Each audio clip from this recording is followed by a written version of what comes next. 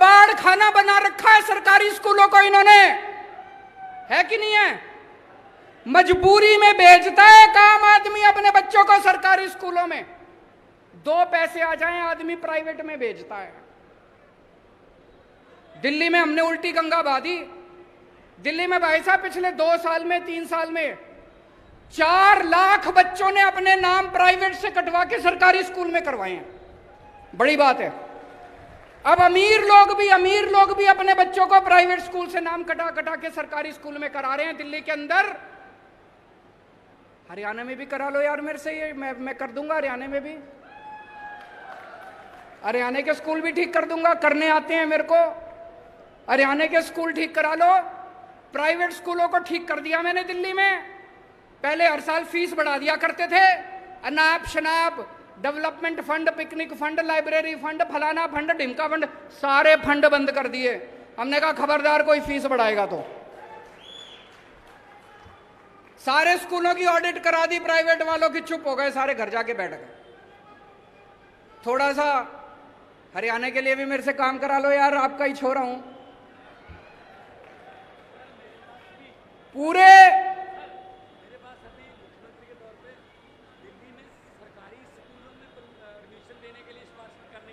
ये बता रहे हैं कि इनके पास सिफारिशें आती है। भगवंत जी कह रहे हैं कि दिल्ली के सरकारी स्कूल में एडमिशन करा दो जी, प्राइवेट स्कूल में एडमिशन कराने की सिफारिश नहीं आती, दिल्ली के सरकारी स्कूलों में एडमिशन कराने की सिफारिश आती है।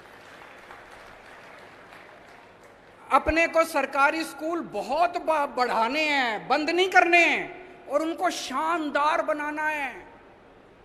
ये बंद कर देते हैं, कहते हैं जी बच्चे कम हो गए। बच्चे कम क्यों हो गए? तुमने बेड़ा गर्क कर दिया, टीचर है नहीं, बेड़ा गर्क कर रखा है सरकारी स्कूलों का, कौन भेजेगा अपने बच्चों को? आज शानदार बना दो सरकारी स्कूलों को, देखो जनता भेजनी चालू करेगी। स्कूल ठीक करने हैं, शिक्षा ठीक करनी है, अस्पताल ठीक करने हैं। दिल्ली में जैसे मैंने अस्पताल ठीक कर दिए, भगवंत मान जी ने मोहल्ला क्लिनिक बना दिए। ये मोहल्ला क्लिनिक हरियाणा वाले तुम भी बनवा लो मेरे से, मेरे को आते हैं बनाने हैं। बिजली मुफ्त चाहिए नहीं चाहिए? किस किस को चाहिए हाथ खड़े करके बता दो। ये कैमरे वाले दिखा दो जरा सी। सारों ने सबको मुफ्त बिजली चाहिए।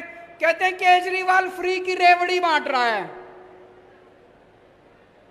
ये एक एक मंत्री, इनका एक एक मंत्री को 4-4 हजार यूनिट बिजली मुफ्त मिलती है हर महीने। वो फ्री की रेवड़ी नहीं है। केजरीवाल ने 300 यूनिट मुफ्त दे दी लोगों को, कहते हैं फ्री की रेवड़ी बांट रहा है। अरे पैसे चोरी तो नहीं कर रहा मैं, स्विस बैंक में तो नहीं ले जा रहा, जनता में ही बांट रहा हूं। जनता की सीस मिलती है। करोड़ों लोगों का मुफ्त इलाज कर दिया मैंने दिल्ली में। मेरे पास क्या है जी, फक्कड़ आदमी हूं। मेरे पास कुछ नहीं है, ना मेरे बैंक अकाउंट में पैसा, ना हमारी इन्होंने सीबीआई भी भेज ली, ईडी भी भेज ली, कुछ नहीं मिला। मेरे पास कुछ नहीं है, बस जनता की दुआएं हैं, जनता का आशीर्वाद है। जो करोड़ों लोगों का इलाज कराया, जिन लाखों लोगों के बच्चों को हमने अच्छी शिक्षा दी, उनका आशीर्वाद है हमारे साथ। इतनी महंगाई हो रही है, चारों तरफ महंगाई हो रही है कि नहीं हो रही है? दुखी हो कि नहीं हो महंगाई से? मैं कई लोगों से पूछता हूं, भाई महंगाई क्यों हो रही है? बोले जी अपने आप ही हो रही है। अपने आप ही हो रही है? अपने आप कैसे हो रही है जी महंगाई? बोले जी भगवान ने कर रखी है। बताओ भगवान का बैर है क्या आपसे? भगवान महंगाई क्यों करेगा? क्यों हो रही है महंगाई?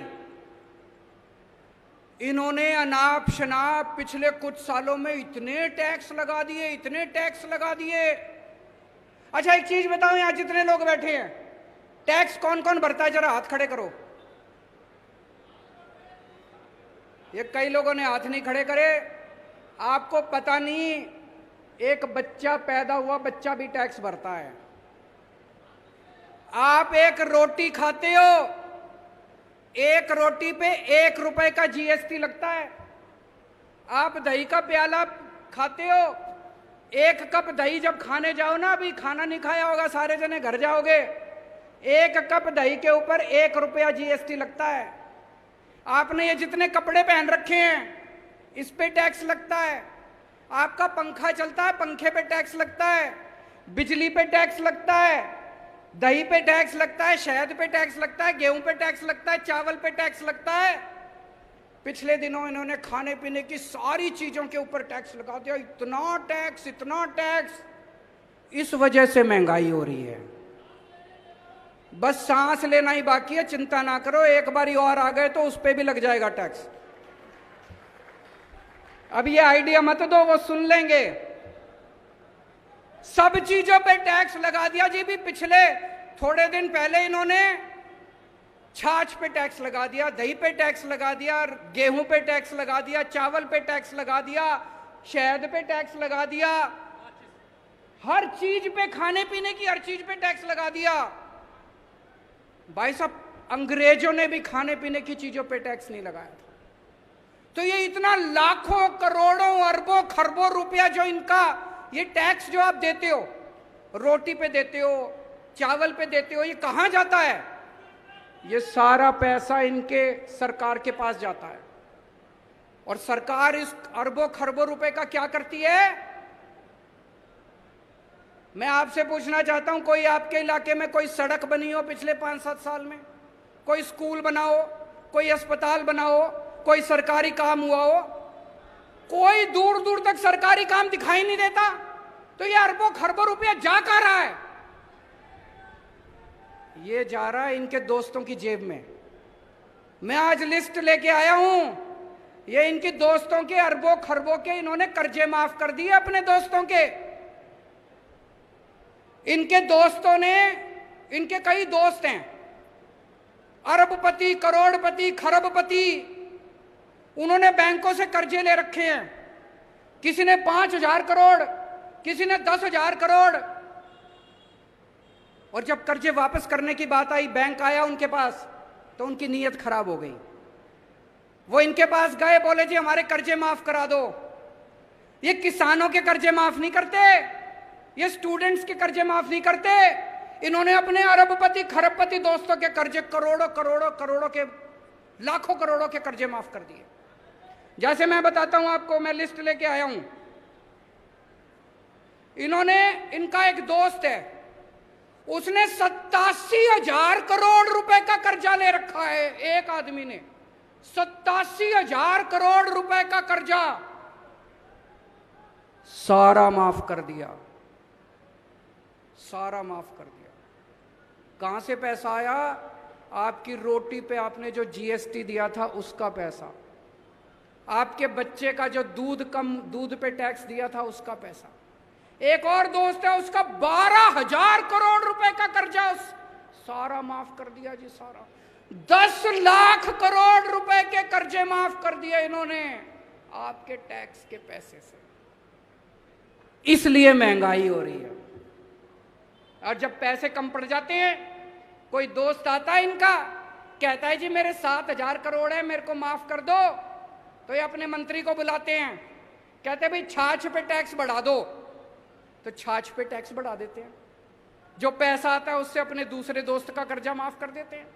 फिर एक और दोस्त आता है, कहता है जी मैंने 9,000 करोड़ का कर्जा ले रखा है, मेरा माफ कर दो।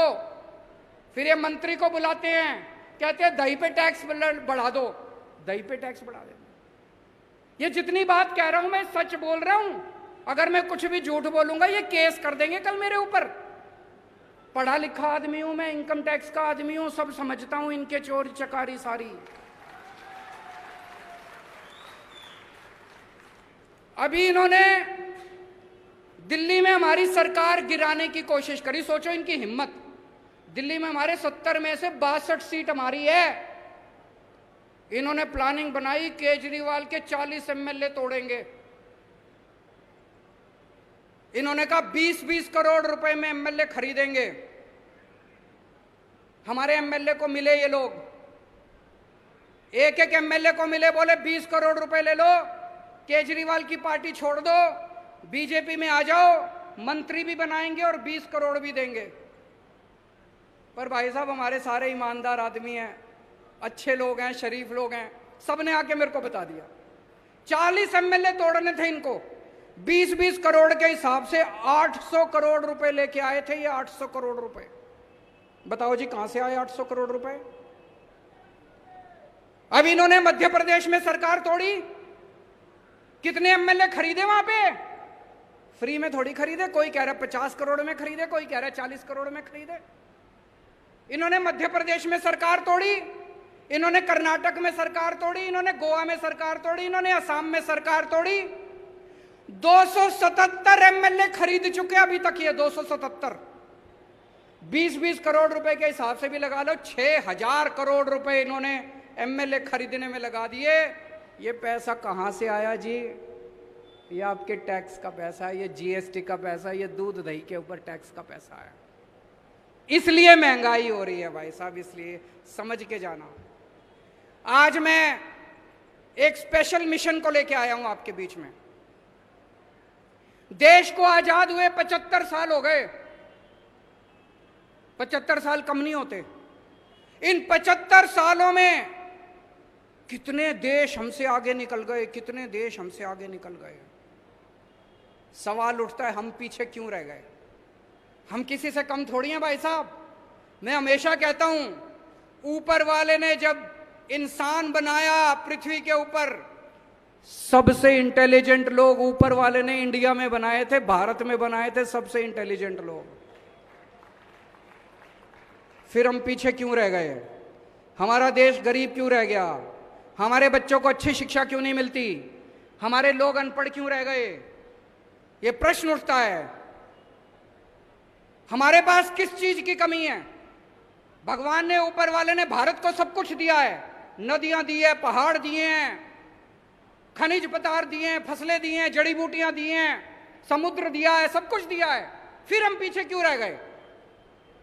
तो दोस्तों, ये 75 साल में इन नेताओं और इन पार्टियों ने गंदी राजनीति करी है। राजनीति के सिवा कुछ नहीं करा, अपने घर भरने के सिवा कुछ नहीं करा। एक ही उम्मीद है, उसी के लिए निकला हूं मैं। दिल्ली से पूरे देश में जाऊंगा।